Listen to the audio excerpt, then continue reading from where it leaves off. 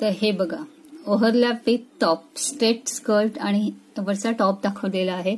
त्यानंतर आहे ओव्हरलॅप कमीज.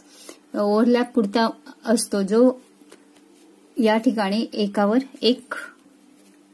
एका भागावर दुसरा भाग चढवला जातो, म्हणून आपण ओव्हरलॅप कुर्ता असं त्याला म्हणतो. त्यानंतर आहे प्रिन्सेस लाईन कमीज, म्हणजे प्रिन्सेस लाईन कुर्ता, ज्याच्या मध्ये जसं आपण प्रिन्सेस ब्लाउज शिवतो त्याचप्रमाणे या प्रिन्सेस कट कुर्ता आहे. त्यानंतर आहे अम्ब्रेला कमीज. अम्ब्रेला कमीज म्हणजे बॉडीचा भाग तयार करून त्याला अम्ब्रेला घेर जोडला जातो. त्यानंतर आहे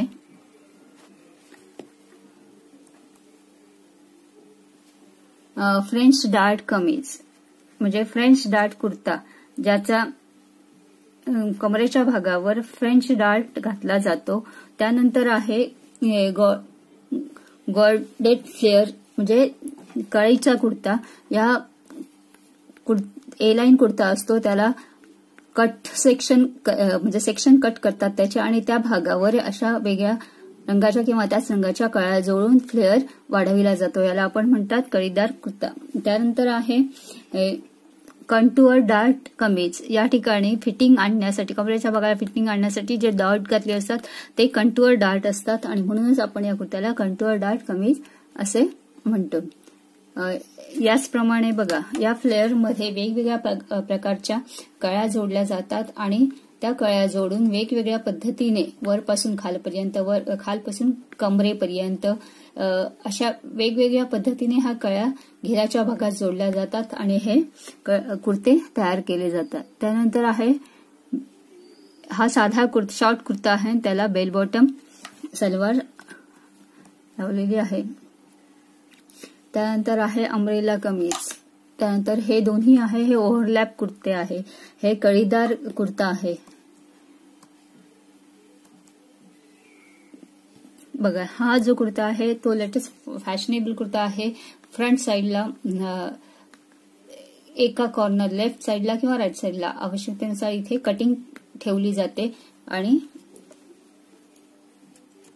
हा कुर्ता तयार करतात. तसंच हे बघा, फ्रंट ओपन पूर्ण शर्ट टाईप कुर्ता हा आहे. हा शॉर्ट कुर्ता आहे. हा सिंपल कुर्ते आहे.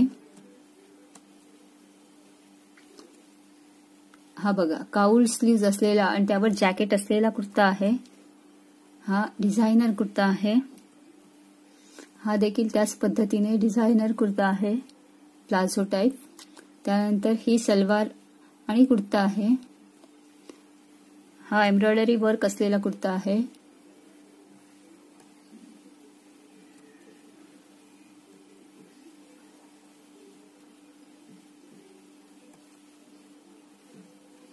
हे पॅटर्न शर्ट टाईप असतं.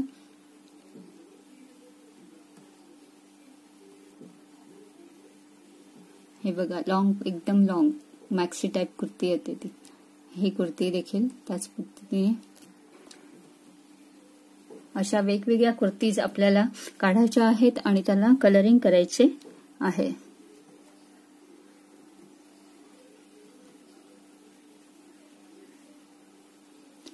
या कुर्तीज खाली वेगवेगळ्या प्रकारच्या सलवार्स आवश्यकतेनुसार वापरल्या जातात.